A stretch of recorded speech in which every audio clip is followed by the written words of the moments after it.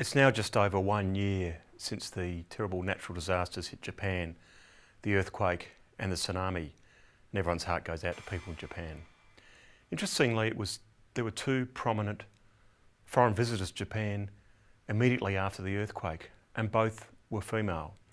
Of course, Lady Gaga, the global pop sensation, came to Japan to help boost morale. Lady Gaga, like everywhere in the world, has an enormous following in Japan, and she gave several concerts and raised money for the victims of the tsunami and the earthquake.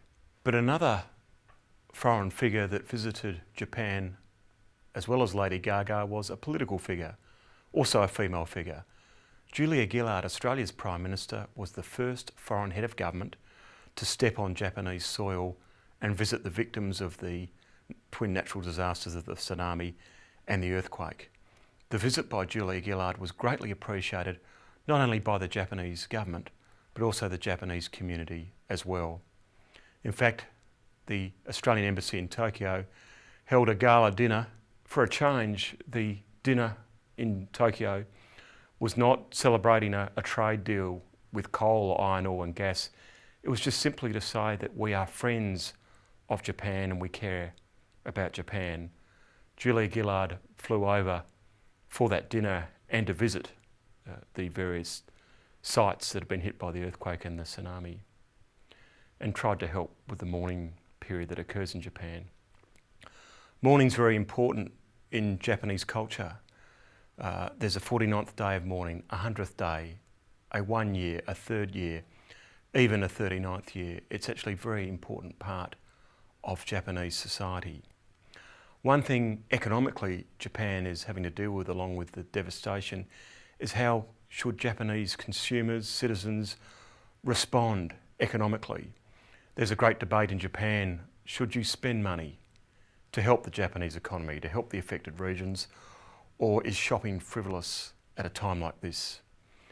Ironically, in the Great Depression, the famous British economist John Maynard Keynes wrote about the paradox of thrift and how people's decisions not to spend could actually harm the whole economy and cause unemployment. The same things happen with civic events in Japan. Some mayors have cancelled concerts and fireworks in honour of the victims, while some other mayors have actually said, let's make the fireworks and the concerts bigger than ever, to actually help boost the economy, to help put money back into the Japanese community. The same thing's occurring with public transport and energy. Some people are saying we have to leave it. Some people are saying we have to get life back to normal as much as possible. There's a real change in how Japanese communities are responding. Commercially too, there's been a change in mindset in Japan. Many Japanese businesses are now wanting to decouple from the domestic economy to make sure that everything's not tied up just in Tokyo, just in the regions affected. Some companies like Panasonic have found that they only have 25% of their sales offshore, and they're increasingly deciding to move out of Japan to other parts of Asia and the rest of the world.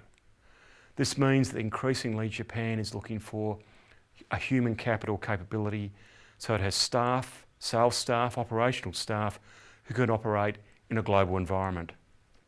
The University of New South Wales is one of many Australian education institutions that are helping retool the Japanese economy so that they can deal globally and regionally and not just within the domestic Japanese economy. It's perhaps symbolic in a way that Japan's new wave of globalisation involves the rallying round of a global pop icon, Lady Gaga, and certainly Lady Gaga did her bit in terms of boosting morale.